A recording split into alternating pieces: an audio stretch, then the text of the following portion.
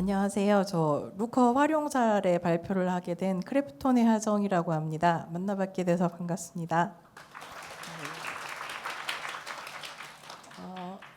발표는 대충 이런 순서로 진행을 할 것 같습니다. 일단 뭐 특별하지는 않지만 게임 회사에서 데이터 조직이 어떻게 일을 하고 있는지, 그리고 저희가 왜 루커를 도입하고 또 그 루커를 도입해서 실제 어떻게 활용을 했는지의 순서로 얘기해 드리려고 합니다. 사실 크래프톤이 백으로 유명하긴 하지만 저희 굉장히 많은 스튜디오들이랑 같이 하고 있거든요. 그래서 일단은 백으로 유명한 펍지가 있고요. 그 외에도 미국이나 유럽 스튜디오들도 있고 뭐 한국 스튜디오들도 많이 같이 하고 있습니다. 근데 제가 속한 조직이 이런 여러 스튜디오들과 같이 협업을 하는 그 크래프톤 공용 조직에 속해 있어서 사실 이 지금 여기 나열된 그 스튜디오들과 다양하게 일을 해봤는데요. 그래서 그 경험을 지금 얘기하려고 합니다. 일단 뭐 이건 굉장히 그냥 일반적인 그림인데요. 뭘 하던 사용자는 데이터를 발생시키고 그 사용자들이 발생시킨 데이터를 이용해서 조금 더 나은 게임을 개발하고 또 운영을 하는데 도움을 드리는 게 데이터 조직의 역할이라고 할 수 있겠습니다. 그런 작업들을 위해서 사실 이제 뭐 다양한 분야에서 데이터가 필요한데요. 뭐 게임 개발하는 단계라든가 아니면 운영하는 단계, 마케팅, 뭐 사업 이런 여러 단계에서 사실 필요하고요. 그러기 위해서 여러 부서들과 협업을 하고 있습니다. 보통 데이터와 엔지니어링에서 얘기하는 ETL의 과정들을 얘기를 하는데요. 뭐 일단은 데이터를 수집하는 단계가 있을 거고요. 이런 데이터 수집은 게임 내에서 수집이 되기도 하고요. 아니면 게임이 배포된 플랫폼, 뭐 예를 들자면 스팀, 아니면 뭐 그 플레이스테이션 네트워크 이런 식으로 PC나 콘솔, 모바일 이런 곳에 플랫폼 데이터도 같이 수집을 하고 있고요. 게임을 마케팅하기 위해서 활용하는 게임 사이트나 브레이즈 같은 데이터들도 같이 연동을 하고 있습니다. 이렇게 수집된 데이터를 바로 활용하기는 조금 힘들어서요. 보통 변환하거나 저장하는 과정을 거치게 되고 그 이후에 이렇게 모인 데이터들을 활용하는 과정들이 있습니다. 근데 제가 속한 조직 중에서 특히 저희 팀은 데이터 활용 쪽에 특화된 팀이라 오늘은 그 얘기를 하려고 합니다. 사실 데이터를 활용한다고 하면 굉장히 기본적으로 보는 지표들이 이런 지표들입니다. 뭐 게임이 뭐 종류에 따라서 다를 수는 있겠죠. 뭐 트래픽이 중요한 게임들도 있을 거고요. 그런 것보다는 우리는 몇 개를 팔았는지가 중요해라고 하는 패키지성 게임들도 있을 거고요. 어쨌든 이런 라이브 게임들에서는 보통 트래픽과 셀즈라는 큰 카테고리로 데이터를 보고 있습니다. 그럼 이런 데이터들을 보는 장소가 어디냐 하면 보통 말하는 BI 툴인데요. 오늘 발표 주제이기도 한 루커를 일단 활용을 하고 있고요. 저희 사실 뭐 도입 시기는 어떻게 보면 루커가 제일 뒤라고 할 수 있고요. 그 전에부터 사용하고 있던 태블로랑 그리고 사실 요 두 사이트 같은 경우 펍지 전용 사이트 같은 경우는 어떻게 보면 사내 그 구성원들을 위한 사이트인데요. 크래프톤은 일단 기본 지표들에 대해서는 전사 공개를 기본 방침으로 하고 있어서 두 가지의 사이트를 운영을 하고 있는데요. 펍지 전용, 그러니까 배그 전용으로 운영되는 사이트가 있고 저희가 퍼블리싱한 게임들에 대해서 공통 지표를 제공하는 사이트도 제공하고 있습니다.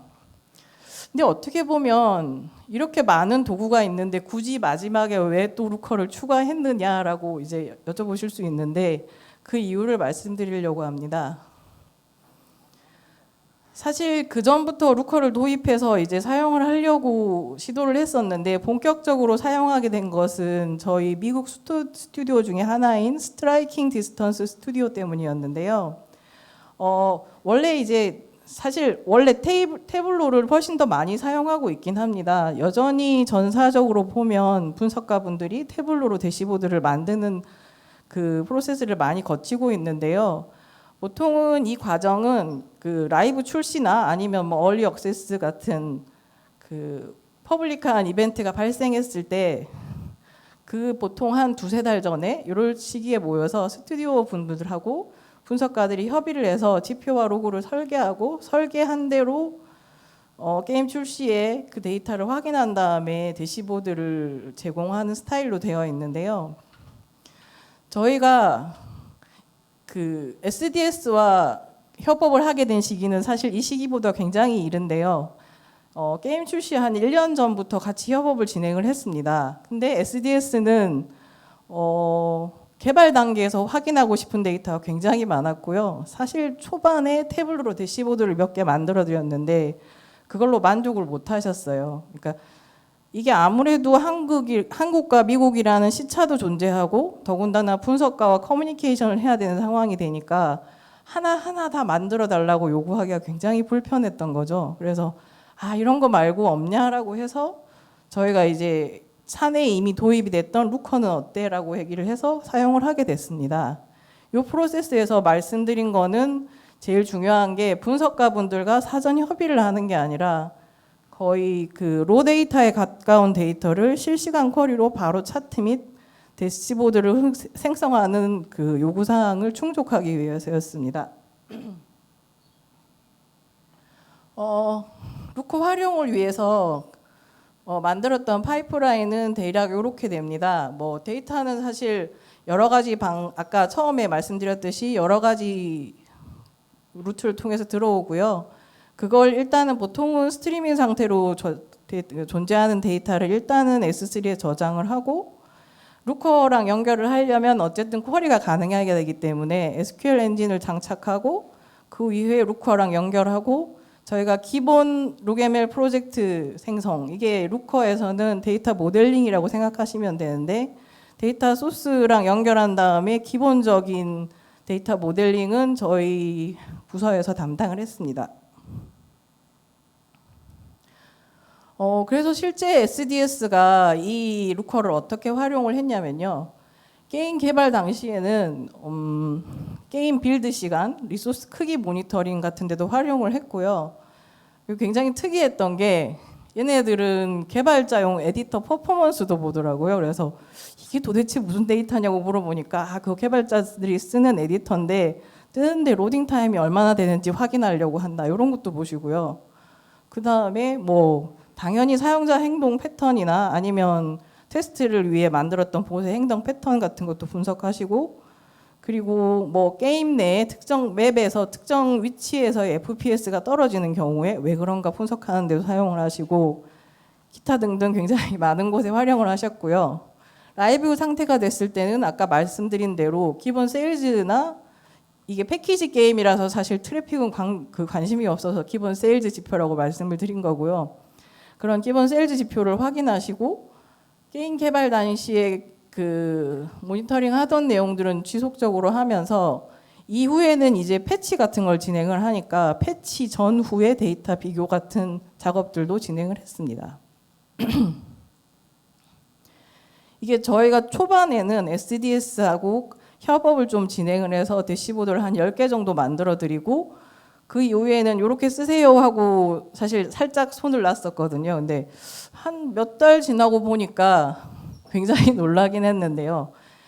이게 몇 달 지나고 보니까 SDS가 대시보드를 거의 100개 넘게 만들었고 대시보드가 100개란 얘기는 사실 그 안에 차트들이 뭐 10개, 20개 들어있는 걸 생각을 하면 수백 개를 만들어 놨더라고요. 그래서 이 과정들이 중간에 분석가 도움 없이 스튜디오 멤버들이 직접 작성을 했었고 그리고 뭐 공용 폴더라던가 이렇게 활용하는 케이스도 있었지만 개인들이 그 개인 폴더의 대시보드를 만든 후에 그걸 다른 소스로 이제 다른 쪽으로 아웃풋을 만들어서 다시 활용하는 모습들도 많이 봤습니다. 그래서 뭐 대충 내용을 아까 말씀드린 대로 보시면 빌드 시간 프로파일링, 그래서 빌드가 얼마나 걸리는지 이런 거 확인도 하시고 그 다음에 뭐 체크 포인트별 FPS 떨어지는 곳이 어딘가도 보셨고요. 그 라이브 출시 이후에는 사용자 뭐 시나리오 진행도 이런 것도 같이 보시기도 했습니다. 그런데 사실 이런 대시보드가 많다라는 점보다 굉장히 부러웠던 게 뭐였냐면 SDS의 문화긴 했어요. 얘네는 기본적으로 이 데이터를 정말 그냥 보고용으로 보는 게 아니라 실제 보긴 하더라고요. 그래서 그 루커에 보면 뭐 다른 아마 BI 툴들에도 대부분 다 있을 것 같은데 스케줄 딜리버리라는 기능을 이용해서 저희 사내 메신저로 쓰고 있는 슬랙에 주기적으로 대시보드를 공유한다던가 주기적으로 뭐 일주일에 한 번씩 리포트 메일을 발송하다던가 이런 작업들도 진행을 했고요.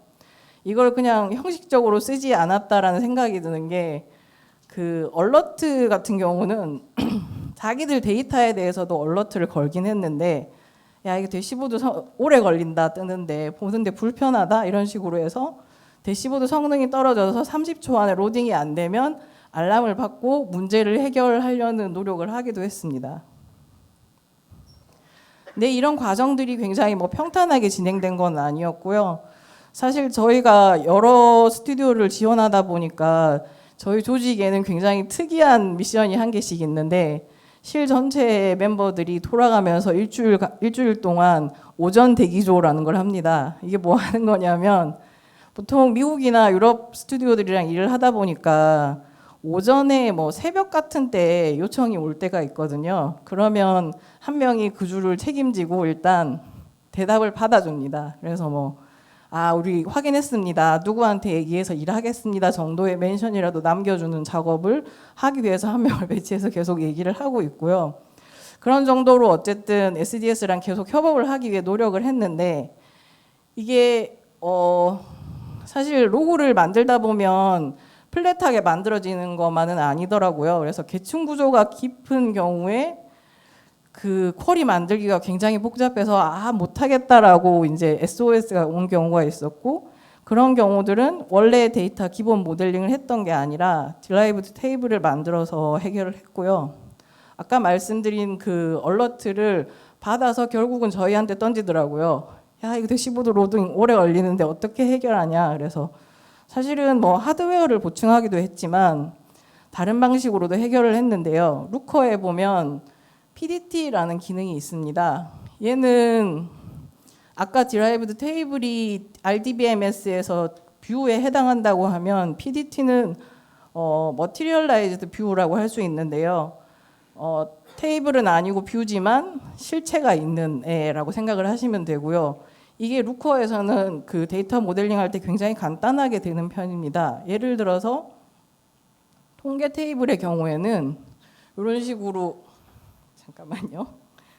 예, 이런 식으로 그 코딩을 할 수 있는데요. 이게 그 원래 있던 그 기본 테이블에서 이런 식으로 컬럼 이름들 몇 개랑 그 다음에 마지막에 매저 같은 걸 선택을 해서 미리 만들어 두시면 이게 속한 그 쿼리에 대해서는 원래 테이블이 아니라 통계 테이블 따로 만들어 놓았던 거에 쿼리를 할 수 있어서 성능이 훨씬 개선이 됩니다. 근데 이게 뭐 따로 배치를 만든다거나 복잡한 과정을 거치는 게 아니라 모델링에 사실 이거 몇 줄 추가하는 정도긴 하거든요. 보면 머티리얼라이제이션도 예를 들면 저희가 걸어놓은 거는 매시 15분에 해라 뭐 이런 식으로 돼 있기도 하고요. 항상 통빌드를 하는 건 아니고 인크리먼트 키를 정해두면 그 특정 이벤트 데이트라던가 이게 아니면 타임이 될 수도 있겠죠. 이런 거에 맞춰서 그 점차적으로 빌드하는 방식도 사용을 할 수가 있습니다. 그리고 저희가 실제 DB를 사용한 게 아니고 S3의 데이터를 저장하고 거기에 글로 카탈로그를 만든 다음에 거기 맞춰서 이제 SQL 엔진을 붙인 거이다 보니까 아시는 분들은 아시겠지만 그 S3는 파티션 구조에 맞춰서 쿼리하는 거랑 아닌 거랑 성능 차이가 굉장히 큽니다. 그래서 이런 부분들을 좀 성능을 높이기 위해서 따로 그 필터용 로그 날짜 필드 추가해서 작업을 해드리기도 했고요. 그리고 아까 말씀드린 굉장히 여러 가지를 본다고 하셨잖아요. 그래서 이분들이 원래 루커에 있는 비주얼라이제이션 말고 이런 것도 만들어줘라고 한 것들이 있었는데 그게 이제 트리뷰라던가 흰랩 같은 거였습니다. 그 리소스 매주 빌드하면서 이 리소스가 갑자기 늘어난다던가 누가 뭐 아트를 넣었는데 굉장히 갑자기 커졌어. 그래서 빌드 크기가 커졌어. 이런 거를 모니터링 하려고 보신 거고요. 그래서 이게 그 드릴다운이 가능한 트리뷰 좀 만들어줘라고 해서 만들어 드렸고요. 그 다음에 아까 뭐 FPS가 떨어지는 거를 그 테이블 형태로 체크 포인트만 더 보기도 했지만 그냥 맵 좌표계에 좀 찍어달라고 해서 흰맵을 구현하기도 했습니다. 그리고 사실은 이건 이제 SDS를 위해서 한 작업은 아니고 저희가 데이터 파이프라인을 개선하면서 일어난 작업이었는데 원래 저희가 쓰고 있던 기본 데이터 분석 플랫폼이 직접 개발한 스파크 클러스터 기반이었는데 얘를 매니지드 스파크 사용을 위해서 데이터브릭스를 도입을 했고 원래 사용하던 엔진이 사실은 루커 밑에 사용하던 SQL 엔진이 레드시프트 스펙트럼이었어요. 근데 아무래도 기술 일원화를 위해서 일단은 레드시프트에서 데이터브릭스로 엔진을 변경하게 됐는데 아까 말씀드렸듯이 대시보드 100개 넘게 만들어 놨고 차트도 몇백 개인데 니네 보고 이거 옮기라 그러면 화를 내겠죠? 그래서 이 작업을 저희가 대신했습니다. 그래서 이 작업이 근데 굉장히 오래 걸릴 거라고 생각하고 사실은 굉장히 슬퍼했는데 실제 걸린 시간이 굉장히 짧긴 했어요. 이게 가능했던 게 룩ML 모델링 자체가 텍스트로 돼 있고 특히나 Git 기반으로 돼 있어서 약간 실수를 해도 크게 문제가 없이 복원도 가능하고 텍스트니까 사실 뭐 리플레이스 하기도 편하고 이래서 실제 몇백 개가 됐는데도 작업하는 데는 뭐 저희 팀 몇 명이 붙어서 작업을 했는데 일주일 일이 안 걸렸던 것 같습니다. 굉장히 이런 식으로 데이터 소스를 확 바꾸고 SQL도 사실은 다 튜닝을 했었는데 그런 거 하는 것 치고는 굉장히 빠른 시간에 해결을 했던 것 같습니다. 그리고 사실 이건 뭐 루커를 활용한 케이스는 아닌데요. 얘네가 보통 이런 식으로 커뮤니케이션을 합니다.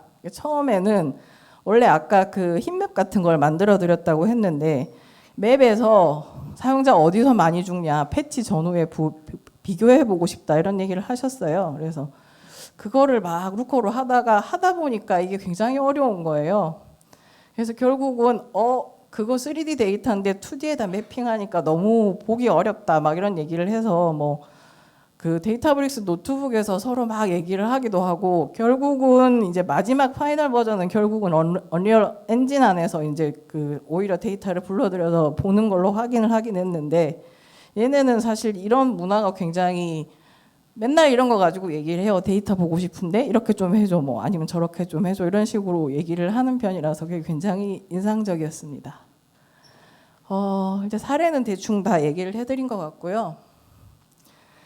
그 루커를 그렇다고 뭔가 SDS만 사용한 건 아니었고 사실 이제 아까 말씀드린 대로 태블루를 주로 사용하긴 하지만 태블루가 좋은 툴이긴 해요. 좋은 툴이긴 하고 분석가들이 많이 쓰고 있는데 얘의 그 러닝 커브가 생각보다 힘들어서 태블루를 직접 그러니까 그 분석가 분들이 아닌 다른 스튜디오 분들한테 만들라고 하면 사실 못 만드세요. 그리고 배치를 거의 차트에 맞춰서 만들어야 되는 케이스가 많고요. 그렇지 않은 케이스들에 대해서 실시간으로 쿼리를 하면 성능이 좀 떨어지는 편입니다. 그래서 분석가분들이 처음에 만든 대시보드는 태블로였는데 이게 데일리 배치로 되어 있었고요. 근데 사실 얼리 액세스를 해서 데이터를 하루 간격으로 확인하고 싶은 스튜디오 분들은 없겠죠. 저거를 언제 기다리고 앉아있겠어요. 그래서 그런 거 말고 좀 빨리 하면 안 되냐라고 해서 도입을 했던 게 루커였고 루커를 통해서 뭐 기본적인 트래픽 지표, 세일즈는 없었으니까 트래픽 지표를 루커를 통해서 제공을 했고 이런 것들을 그때그때 계속 들어와서 뭐 그래도 웹에서 보려면 귀찮으니까 아까 말씀드린 스케줄 딜리버리를 통해서 슬랙 채널에 계속 그 공유하는 작업을 진행을 했었습니다. 그래서 저희도 사실 루커를 활용할 때 굉장히 어려움이 있었던 게 일단은 기존의 분석가 분들이라든가 분석을 어쨌든 진행하시는 분들이 태블루란 툴에 굉장히 익숙해져 있고 그 만들어진 대시보드를 보는 분들도 거기에 익숙해져 있기 때문에 그 자리로 들어가긴 굉장히 힘들었고요. 결국은 시행착오를 통해 가지고 정착된 활용 방법은 정형화되지 않은 실시간 데이터 쿼리가 필요할 때이긴 했습니다. 사실 뭐 그런 면에서는 빅쿼리를 쓰면 아마 구글 루커랑은 더 찰떡이긴 할 것 같은데, 저희는 원래 쓰던 플랫폼이 스파크다 보니까 아까 말씀드린 대로 데이터브릭스로 간 거고요. 이런 형태로 SQL이 되는 거면 뭐든 대시보드 만들 수 있을 때, 이럴 때 가장 유용했던 것 같습니다. 그렇다고 해서 뭐 루커가 만능이야라는 얘기는 아니고요. 어쨌든 아까 말씀드린 대로 튜닝을 한다거나 좀 제대로 쓰려면 적어도 룩ML 모델링 가능한 엔지니어가 있으면 훨씬 나아지긴 합니다. 그리고 이건 사실 저도 이제 그 초창기에 루커가 이런 모토를 많이 썼어요. 그 루커에서 하나하나의 차트를 룩이라고 부르는데, 그 룩을 룩 as document라고 해서 얘를 그냥 딱 고정되어 있는 차트가 아니라 계속 편집할 수 있는 뭔가로 보자라고 해서 모듈화가 되어 있고, 그 다음에 그 안에 들어있는 뭐 차원이나 아니면 매저 같은 거를 변형을 해서 새로운 차트를 다시 생성하고, 이런 과정들을 굉장히 쉽게 만들어 놨고요. 그리고 아까 말씀드린 스케줄 딜리버리를 통해서 굉장히 다양한 툴들이랑 같이 사용을 할 수 있습니다. 다소 아쉬웠다고 하면 아쉬운 부분들이 뭐였냐면, 뭐 딴 거는 사실 중요하지는 않은데 태블로보다 비주얼라이제이션이 떨어진다는 얘기는 사실 많이 들었어요. 그 분석가분들한테 권했을 때 쓰기 힘들어하시는 부분이, 태블로에는 이런 세부적인 설정이 되고 축은 이렇게 그릴 수 있고 표는 이렇게 그릴 수 있는데 루커는 잘 안 되던데요. 이 얘기를 많이 들었긴 하고요. 제가 알기로는 최근 루커에서도 어쨌든 얘를 비주얼라이제이션 도구라기보다는 데이터 모델링이라던가 데이터 소스로서 더 작업을 하려고 해서 오히려 데이터를 활용하는 측면을 생각하면 이게 뭐 큰 반점은 아니라고 할 수도 있겠고요. 저희 팀 같은 경우는 아까 말씀드린 대로 커스텀으로 만들어서 사용도 했습니다. 그래서 이런 여러 가지 루커 사용을 하면서 저희가 딱 얻은 경험이 있었는데, 마지막으로 딱 드리고 싶은 말이 이거였어요. 결국은 굉장히 일반적인 얘기인데 도구보다 사람이 중요하다는 거였고요. 루커를 아까 말씀드린 대로 SDS 팀에 도입을 한 건 아니에요. 저희가 한 1년 전에 도입을 했었고, 또 확대를 하려고 굉장히 노력을 했어요. 분석가분들한테 리뷰도 부탁드리고 했는데 결국은 못 쓰고 재계약을 해야 되나 말아야 되나 이런 고민을 사실 했었거든요. 그런데 이제 SDS가 딱 나타났고, SDS가 루커를 활용하는 걸 보면서 사실 저희도 루커를 어떻게 활용해야 될지에 대한 팁을 굉장히 많이 얻었거든요. 그래서 이게 도구가 중요하다기보다 어떻게 보면 그걸 어떻게 쓸 것인지가 훨씬 중요하지 않나라는 생각이 들고요. 사실 게임 업계에서 데이터 조직이라는 게 어떻게 보면 메인 조직은 아니에요. 저희는 서포트 조직이고 공용 조직이고 이런 느낌인데, 어떻게든 이런 문화가 좀 활성화돼서 게임 업계에서 출시 이유가 아니고 개발 과정에도 좀 데이터를 더 적극적으로 활용하고, 그리고 좀 데이터 엔지니어들도 대접받는 그런 날이 왔으면 좋겠다는 소망을 해봅니다. 예. 제 발표는 여기까지고요. 들어주셔서 감사합니다.